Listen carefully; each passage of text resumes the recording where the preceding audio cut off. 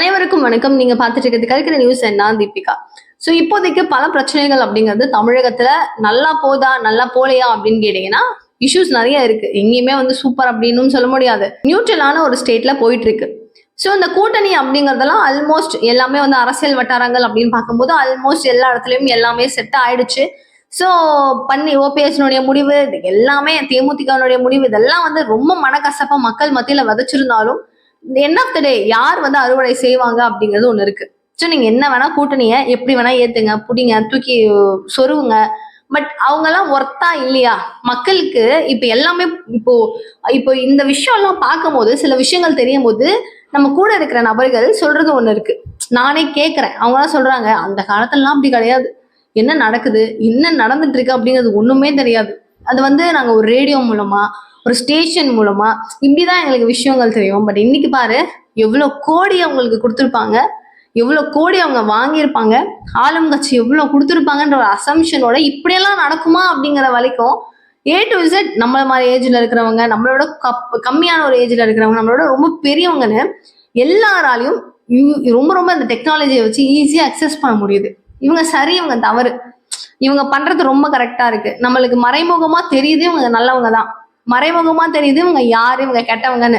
இந்த மாதிரி நிறைய ஃபேசஸ் ஆஃப் லைஃப் அப்படிங்கிறது அந்த பர்சனாலிட்டியை காமிச்சிருது. ஸோ மக்கள் தெளிவாக இருப்பாங்கன்றத ரொம்ப ஆழமா நான் நம்புறேன். ஸோ நெக்ஸ்ட் ஒரு நிறைய விஷயங்கள் அப்படிங்கிறத கவர் பண்ணிடுறேன். திருப்பூர், பல்லடம், ஊத்துக்குளி அப்படிங்கிற நிறைய ஏரியாஸ் எல்லாம் சுத்தி ஒரு 6 மர்ம நபர்கள் அப்படிங்கிறவங்க இருந்திருக்காங்க. ஸோ இவங்கெல்லாம் சரியில்லை. அதுவும் முக்கியமா திருப்பூர் பகுதிகளில் ஒரு பயங்கரவாதிகள் மாதிரி இவங்கெல்லாம் தெரியுறாங்கன்னு சொல்லிட்டு 6 நபர்களை அரெஸ்ட் பண்ணி ஒரு பெரிய அளவில் போயிட்டு இருக்கு. ஸோ இது திமுக இவங்க அரெஸ்ட் பண்ண மாட்டாங்க, பண்ணுவாங்க, பண்ண மாட்டாங்கன்னு பல விதமான டிபேட்ஸ் அப்படிங்கிறது இது நேஷனல் மீடியா லெவல்ல பேசப்படுது. பட் தமிழக மீடியா பெரிய அளவில் கவர் பண்ணாதது ஏன் இதெல்லாம் பத்தி பேசல? நாளைக்கு சேலத்துக்கு வரப்போறாரு விஜய், அதற்கு லைவ் அப்படிங்கிறது முன்கூட்டியே போடப்பட்டது. அந்த பிளேசஸை போய் விசிட் பண்றது, அது இதுன்னு அதெல்லாம் காமிக்கிறீங்க. இங்க என்ன நடக்குது, இங்க என்ன நடக்கும் அப்படிங்கிறத பத்தி நீங்க ஒண்ணுமே பேசலையே, இங்க என்ன நடந்துட்டு இருக்குன்றத பத்திலாம் நீங்க பேசவே இல்லையே அப்படின்னு சொல்லிட்டு மக்களுடைய குரல் ஒரு பக்கம் பயங்கரமா எதிரொலிக்க, நாங்க இருக்கோம் அப்படின்னு சொல்லிட்டு பாஜக, எடப்பாடி இவங்க எல்லாரும் சேர்ந்து என்ன பண்ணிட்டாங்க, அப்படியே குதிச்சுட்டாங்க. திமுக இந்த மேட்டர் அப்படியே தவற விட்டுருச்சுன்னு தான் சொல்லணும். ஏன்னா பயங்கரவாதிகள் அப்படிங்கிறவங்க சாதாரணமான ஒரு விஷயம் இல்லை.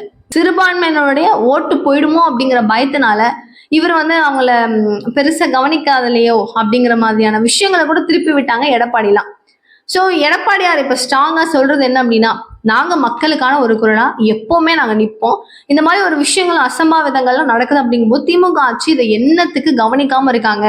கஞ்சா புழக்கம்ல இருந்து ஆரம்பிச்சு எல்லா போதைப் பொருட்கள்ல இருந்து ஆரம்பிச்சு எல்லாத்தினுடைய புழக்கம் அப்படிங்கிறது தலை விரித்து ஆடக்கூடிய இந்த நிலைமையில இதுவும் இப்படி நடந்துட்டு இருந்தா இதெல்லாம் நியாயமா அப்படிங்கிற ஒரு மிகப்பெரிய கேள்விகள் வருது.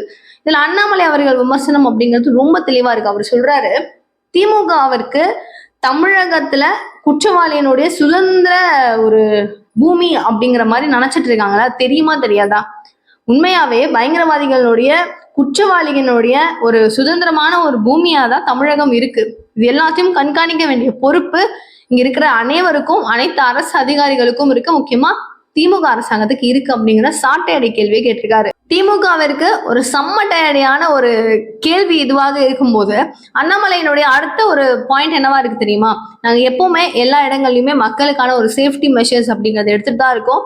தேசிய அளவுல எந்த விஷயங்கள் பேசும் பிரச்சனையாக இருந்தாலும் போதைப் பொருட்களை கண்ட்ரோல் பண்றது எங்ககிட்ட ஒண்ணும் இல்லையே, மத்திய அரசாங்கம் தான் இதுக்கெல்லாம் அப்படின்னு சொல்லி இங்கேயும் கை காட்டுறது ரொம்ப தவறுன்னு சொல்லியிருந்தாருல. அது கூட சொல்றாரு, சென்னை தான் தனது கோட்டை அப்படின்னு நினைச்சிட்டு இருக்கிற திமுகவுக்கு கன்ஃபார்ம் ஒரு பெரிய பெரிய பெரிய பெரிய இடிய மக்கள் இறக்குவாங்க.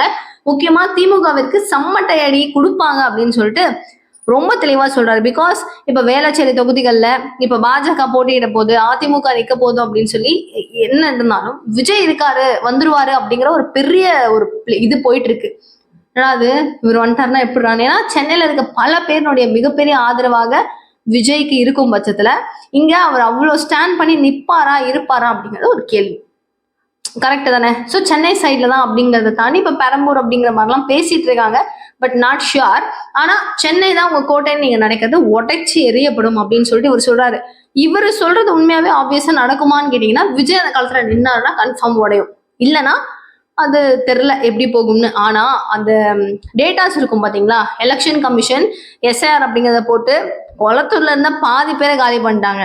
எல்லா சட்டமன்ற தொகுதிகள்லயும் சென்னையில முக்கியமா எக்கச்சக்க நபர்கள் அப்படிங்கிறவங்கள தூக்கி எறிஞ்சிட்டாங்க. ஸோ திமுக காங்கிரஸ் அப்படிங்கிற ஒரு சப்ஜெக்ட் தான் கொஞ்சம் இடரும் புதிருமா இருக்கு. பட் தப்பிச்சுலாம் ஓடுவாங்க. அது இப்போ ஏன்னு கேட்டீங்கன்னா 100% கிடையவே கிடையாதுங்கிறத அடிச்சு அடிச்சு அடிச்சு அடிச்சு ஆணைத்தனமா எப்பவுமே சொல்லிட்டு இருக்கேன். ஷுவர் ஷாட்டா அவங்க போக மாட்டாங்க. இப்ப சென்னை என் கோட்டை அப்படின்னு சொல்ற திமுக வின் பண்ணுமா தீபிகான்னு கேட்டீங்கன்னா ரொம்ப 50-50 சென்ஸ்ல தான் இருக்கு. மேக்சிமம் களப்பணி அப்படிங்கிறது அதிமுக ரொம்ப ஸ்ட்ராங்கா அவங்க எங்கெல்லாம் நிக்க போறாங்களோ அந்த இடத்துல எல்லாம் இறக்கி வச்சிட்டாங்க. தேமுதிக உள்ள சேர்ந்துருச்சு, ஒரு பலம் தானே, அப்படிலாம் கிடையாது. என்னன்னா இவங்க ஏன் உள்ள போனாங்க அப்படிங்கறதே புரியாத மனநிலையில தான் அவங்களுடைய தொண்டர்களே இருக்காங்க. திமுக அப்படிங்கிற ஒரு கட்சியை எதிர்க்க தான் கேப்டன் ஒரு கட்சியை தொடங்கினாரு. குடிகாரன் அப்படின்னு சொல்லி ஃப்ரேம் பண்ணி அவர் அசிங்கப்படுத்தி சிரிச்ச கும்பல் கூட போய் கூட்டணி வைக்கும் போது முடிஞ்சு, சோழி முடிஞ்சு. இனிமே பிரேமலதா பேர் கூட கூட விஜயகாந்த் அவர்களுடைய பேர் இருக்கக்கூடாதுங்கிற அளவுக்கு தொண்டர்களுடைய மனநிலை அப்படிங்கிறது அப்படிதான் இருக்கு. ஸோ தேமுதிக ஒரு எக்ஸ்ட்ரா அடிஷனல் பாயிண்டான்னு கேட்டீங்கன்னா என்னை பொறுத்த வரைக்கும் மற்றவர்கள் என்ன மாதிரி இருக்க பல பேர்கிட்ட பேசும்போதும் அது இல்லை அப்படிங்கிறது தெளிவுபட புரியுது. ஸோ இங்க உடஞ்சிருச்சு. அதனால திமுகவுக்கு ஆன்டி இன்குமென்சி அதிகமா இருக்கும் சூழ்நிலையில எல்லாரும் மண்டையில இருக்கக்கூடிய சேரக்கூடிய கட்சிகள் சுமந்து வரும் நேரத்துல இது ஒரு பெரிய லெவல்ல பேசுமான்னு கேட்டீங்கன்னா இல்லவே இல்லை.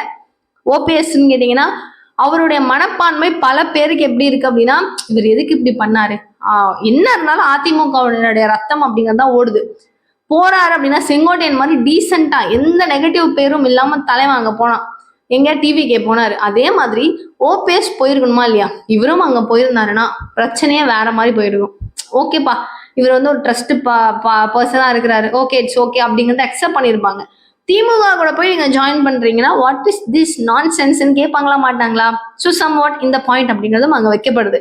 ஒரு பக்கம் திமுகவுல திருமாவளவன் அவர்கள் விஜய பார்த்து ஒண்ணு சொல்றாரு, ஒரு கருத்துக்கள் அப்படிங்கறது சொல்றாரு. அவர் சொல்றாரு விஜயனுடைய அரசியல் வரவு அப்படிங்கிறது ஒரு மாற்றத்தை கொடுக்கும் அப்படின்னு தான் சொல்றாங்கல்ல. ஒரு பெருசா பூகத்தை கிளப்பிடுச்சுலாம் சொல்றீங்க, அதெல்லாம் சும்மா வியூகம் தான் அப்படின்னு சும்மா காமெடியா இருக்கு அவர் சொல்றது. ஒரு கட்சி இது வரைக்கும் சர்வேல கிட்டத்தட்ட 20% மேல, ஓகேவா, மேல தனது வாக்கு வங்கி இருக்கு அப்படிங்கிறத ப்ரூவ் பண்ணியிருக்காங்க. அது எப்படி ஒரு மாற்றம் இல்லைன்னு இவர் எப்படி சொல்வாரு? இவருக்கு தான் ஒரு வியூகமா இருக்கும் அப்படிங்கிறது மக்களுடைய பலரின் கருத்தா இருக்கு. மக்களுக்கான எந்த பிரச்சனையிலையும் நெருங்கி விஜய் அவர்கள் வரல. பிரச்சனைகள் என்ன நடந்தாலும் அதை பத்தி அவர் பெருசா பேசல. போராட்ட களங்கள் அப்படிங்கிறது என்ன நடந்தாலும் அதுல எங்கேயுமே அவர் பங்கு கொள்ளல. ஸோ இவ்வளோ இஷ்யூஸ் அப்படிங்கிறது மக்கள் பார்வையில எங்கேயுமே அவர் நிக்கல. ஸோ மக்கள் எப்படி அவர் விரும்புவாங்க அப்படிங்கிற ஒரு பெரிய கேள்விய கேட்டிருக்காரு. பட் அஃப்கோர்ஸ் அவர் நினைச்சாலும் நீங்க நெருங்க விட மாட்டீங்க அப்படிங்கிறதும் மக்களுக்கு புரிய ஆரம்பிச்சிருக்கு. இது கூட காங்கிரஸ் அண்ட் மீதம் இருக்கிற எல்லா கட்சிகளும் கொஞ்சமா பேச்சுவார்த்தை தொகுதி பங்கீடு அப்படிங்கிறத பத்தி முதலமைச்சர் ஐயா அவர்கள் கிட்ட ஒரு முறையீடு அப்படிங்கிறத வைக்க போறாங்க. ஸோ கேசி வேணுகோபால் அவர்கள் காங்கிரஸ் தரப்புல போயிட்டு அவர்கிட்ட பேச போறாரு. கிட்டத்தட்ட 40க்கும் மேற்பட்ட சீட்டு, அதாவது 41 தொகுதிகள் கிட்ட கேட்க போறதாக ஒரு தகவல் இருக்கு. பட் அங்கேயே அவ்வளவு கொடுத்துட்டாங்கன்னா இங்க தேமுதிக விசிக கதருமே. பார்ப்போம் என்ன நடக்கும் அப்படின்னு சொல்லிட்டு ஓவரால் நிறைய அப்டேட்ஸை சேர்த்து ஒரு தொகுப்பா பார்த்துருந்தோம். ஒரு ஸ்பெசிஃபிக்கா இதுதான் விஷயம் அப்படிங்கிறதையும் நம்ம எல்லாமே போஸ்ட் பண்றோம். ஸோ மிஸ் பண்ணாதீங்க, நிறைய விஷயங்கள் தெரிஞ்சுக்க, அப் டு டேட் எல்லா மேட்டரும் தெரிஞ்சுக்கிறதுக்கு சேனலை சப்ஸ்கிரைப் பண்ணிக்கோங்க. தேங்க்யூ ஸோ மச் ஃபார் வாட்சிங். பாய்.